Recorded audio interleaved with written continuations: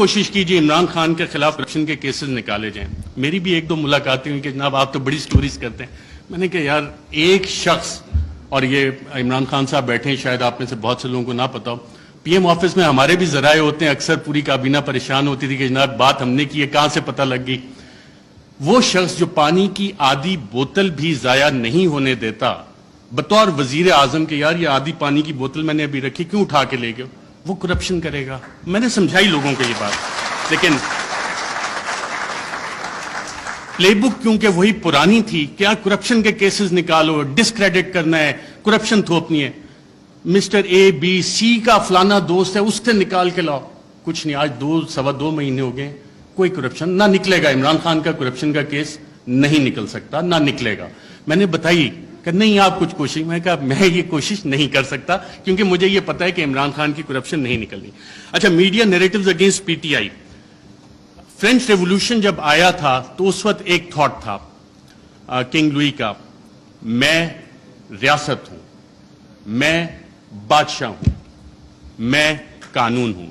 اور یہی چیز ہم نے دیکھی کہ جب media narratives P T I کے خلاف بن رہے تھے, ابھی حال ہی میں آپ اگر آئی ایم دا کنگ کا دیکھ لیں, the king can do no wrong. King ہمیشہ, جو بادشاہ ہے وہ ہمیشہ اچھی چیزیں ہی کرتا ہے. فیٹو پہ پوری حکومت نے کام کیا, حماد اظہر بھی ادھر ہیں, لیکن پی ٹی آئی نے کام نہیں کیا, بادشاہ نے سب سے اچھا کام کیا. آئی ایم دا لا, قانون میں ہی ہوں. پولیٹیکلی آئسولیٹ کرو پی ٹی آئی کو. آج پی ٹی آئی واقعی پولیٹیکلی آئسولیٹڈ ہے. کون سی سیاسی جماعت ہے جو پی ٹی آئی کے ساتھ اتحاد میں کھڑی ہے؟ سب ایک طرف ہو گئے, لیکن ایک اسٹرینتھ گین ہوئی اس میں. پاکستان کی عوام بغیر کسی کال کے نکل آئے, اور شاید جو وزیر اعظم عمران خان کا آخری دن تھا وزیر اعظم ہاؤس میں, اس وقت جو لوگ نکلے اور جنہوں نے رپورٹ کیا, آئی تھنک عمران ریاض تھے, باقی ہم لوگ بھی تھے, ان سب نے ایک بات نوٹ کی. آپ نے خود بھی اپنا دفتر چھوڑنا ہونا, کافی ٹائم لگتا ہے, کہ ایک شخص فوراً اٹھ کے چلا گیا اور کہا, جب سوال جواب ہوئے, کوئی رہ تو نہیں گیا, اکیلا کر دیا, اب اس کے ساتھ کس نے کھڑا ہونا ہے؟ پاکستان کی عوام کھڑی. یہ وہ ڈفرینٹ فیکٹر تھا, چینج تھی, جس کو کسی بھی سازشی نے کیٹر نہیں کیا ہوا تھا. یہ وہ ویریبل تھا, عوام کا ویریبل تھا, جس کی وجہ سے یہ چیزیں. میں کوئکلی تھوڑا سا 2 منٹ اگر آپ کی اجازت ہو تو سائفر کے اوپر بھی بات کرنا چاہوں گا. سائفر پہ بھی میڈیا نیریٹیوز بڑے بڑے مزے کے بنے, اس پہ اور ڈیبیٹ بھی ہو سکتی تھی, کافی مزے کی چیزیں تھی.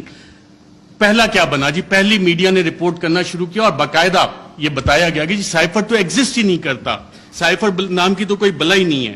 پھر دوسری چیزیں, میڈیا کی یہ سٹوریز آئیں اور ریکارڈ کے اوپر موجود ہیں, پرنٹ کیے ہیں, ٹی وی پروگرامز ہیں, کہ سائفر تو یہ ایزمپشنز پہ بیسڈ ہے. وہ ایزمپشنز ہیں ہمارے ایمبیسیڈر کی یا کس کی. پھر یہ بھی کہانیاں میڈیا میں آئیں کہ جی یہ تو فارن آفس میں خود ہی پی ٹی آئی والوں نے بیٹھ کے بنا لیا ہے, یہ تو شاہ محمود قریشی نے خود ہی بیٹھ کے بنا لیا ہے. پھر جب وہ بھی ساری چیزیں, کیونکہ سائفر ایگزسٹ کرتا تھا, سائفر موجود تھا, پھر کہا گیا جی کانسپریسی کا ایویڈنس کوئی نہیں ہے. اچھا, پھر عمران خان بطور وزیر اعظم, میرا خیال وہ کرکٹ کھیل رہے تھے, اور جب انہوں نے کہا تھا کہ مینٹلی میں اسٹرانگ ہوں, تو بہت سے لوگوں نے انڈر ایسٹیمیٹ کیا. انہوں نے کابینہ کی بھی کمیٹی بلائی, کابینہ کی اسپیشل کمیٹی غالباً 30 مارچ کو ہوئی.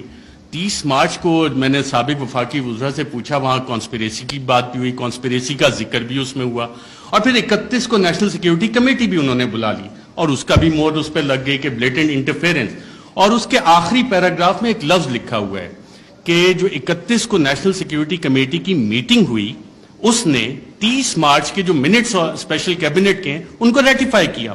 اب 30 مارچ کو آپ سب وفاقی وزراء جو اس میں بیٹھے تھے, اس وقت کے وزیر اعظم اس میں بیٹھے تھے, ان سب نے کانسپریسی اور سازش کا لفظ اس میٹنگ میں ذکر کیا. یہ میرے ذرائع نے مجھے بتایا ہے, آپ سبھی یہاں پہ بیٹھے ہیں, اگر کسی نے کانٹراڈکٹ کرنا ہے تو سابق وزیر اعظم خود بیٹھے ہیں, وہ کر سکتے ہیں کہ 30 مارچ کو جو اسپیشل کیبنٹ میٹنگ تھی اس میں سازش کا ذکر ہے. بالکل سازش کا, میں ایز اے جرنلسٹ کلیم کر رہا ہوں.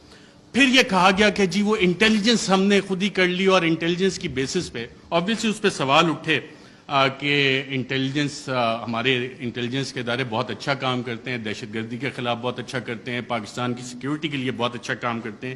لیکن مسئلہ یہاں پہ آتا ہے کہ جب انہیں ڈریگ کیا جائے سیاسی معاملات میں, اور یہ کہا جائے کہ جی انویسٹیگیشنز ہوئیں, کون سی انویسٹیگیشنز, یہ سوال ہوا ہے. اب ریجیم چینج میں انٹیلیجنس کا ایک بنیادی کردار ہوتا ہے, انٹیلیجنس انفارمیشن کا بنیادی کردار ہوتا ہے. اگر آپ اگلی سلائیڈ کریں ذرا, Colin Powell, US secretary of state, UN security council में इंटेलिजेंस इंफॉर्मेशन की बेस पे उन्होंने कहा जी यहाँ पे ये वाले वेपन्स इराक में मौजूद हैं, ये केमिकल वेपन्स हैं, ये न्यूक्लियर वेपन्स वहां पे वो बना रहे हैं। इराक वॉर खत्म हो गई, इराक तबाह हो गया। ये उस इंटेलिजेंस इंफॉर्मेशन की औकात थी, वैल्यू थी, जो आज तक नहीं मिली। मैं एक और आपको अफगानिस्तान से रिलेटेड इंटेलिजेंस इंफॉर्मेशन देता हूँ। इंटेलिजेंस डिस इंफॉर्मेशन कि उसामा बिन लादेन के पास न्यूक्लियर वेपन्स हैं, और उसामा बिन लादेन के पास न्यूक्लियर वेपन्स, अगर आप ये स्टोरी देखें तो ये जस्टिफाई करने के लिए थी कि जी अफगानिस्तान में अमेरिका ने हमला करना है। और उस वक्त आप तमाम अमरीकी अखबारात उठा लें, वर्ल्ड एक्सक्लूसिव डॉन ने भी फ्रंट पेज पे छापा कि जी एक एक्सक्लूसिव इंटरव्यू हुआ है, उसामा बिन लादेन के पास न्यूक्लियर वेपन्स हैं। वो न्यूक्लियर वेपन्स आज तक नहीं निकले। तो ये होती है इंटेलिजेंस इंफॉर्मेशन।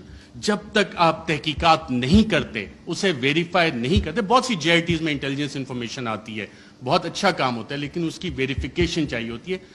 इंटेलिजेंस और इंटेलिजेंट इंफॉर्मेशन में फर्क होता है।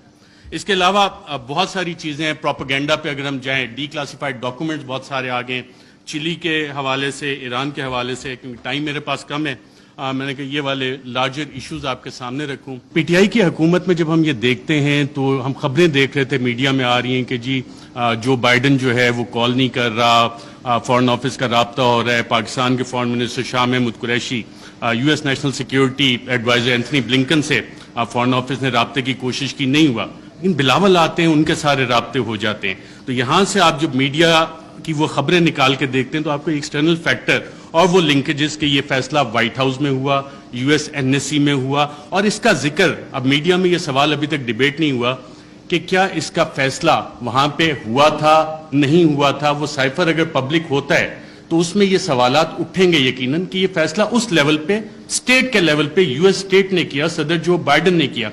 और सदर जो बाइडन जो नियोकॉन्स थे, the plan for the new American century, उसका बाकायदा तौर पे हिस्सा थे। जिसके बाद हमने देखा 2001 के बाद पूरी दुनिया में डिफरेंट रिजीम चेंज ऑपरेशंस बाकायदा तौर पे लॉन्च किए गए। इराक उसकी एक मिसाल है। इंटरनल फैक्टर्स पे जब हम आते हैं, मैं बड़ा ब्रीफ रखूंगा क्योंकि मेरा टाइम बताया गया 10 मिनट का है। इंटरनल फैक्टर्स को जब हम देखते हैं तो इसमें जाती अना के मसले आ जाते हैं, कुछ इदारों के मसाइल आ जाते हैं, कुछ सियासी मुफादात आ जाते हैं।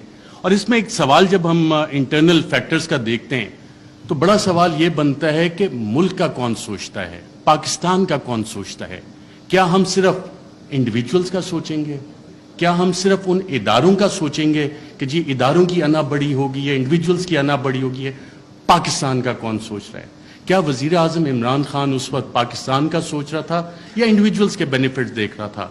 और क्या ये जो रिजीम चेंज कॉन्स्पिरेसी है, इसमें जो मीडिया नैरेटिव्स बने वो किस तरह के बने?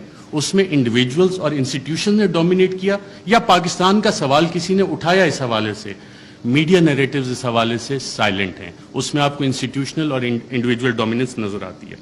अच्छा, कोवर्ट एक्शन भी इसमें बाकायदा तौर पे प्लान हुआ। मीडिया में being fly on the wall and being an active participant, एक एक्टिव जर्नलिस्ट होते हुए आपको बहुत कुछ पता लगता है कि जी मीडिया नैरेटिव बनना कैसे। अक्सर जो हुकूमतें बैठी होती हैं उनको सबसे आखिर में पता लगता है कि हमारे साथ हो क्या रहा है। मीडिया को पहले पता लग जाना शुरू हो जाता है, क्योंकि कोवर्ट एक्शन मीडिया ने पब्लिक ओपिनियन शेप करना होता है, पॉपुलेशन को बताना होता है कि जनाब ये हुकूमत के साथ मसाइल हैं, और वो कहानियां शुरू हो जाती हैं। और ये डॉक्यूमेंटेड है इस सारे केस में भी।